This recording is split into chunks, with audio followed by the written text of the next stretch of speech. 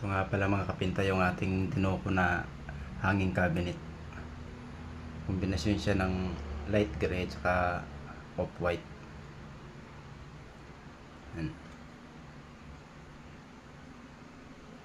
Bali dalawang kulay yung pintuan niyan. Light gray at saka off-white.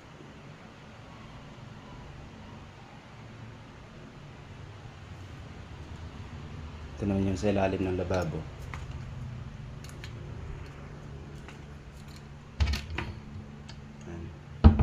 Mga gamit na yan.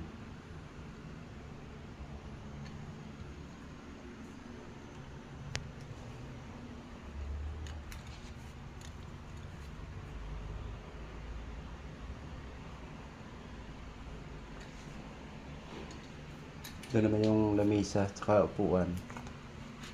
Mahugani yan. Dinarak lang natin. Wood mahugani yung pinang paris natin dito. Dinagdagan lang natin ng burn umber na tinting color para mag dark siya.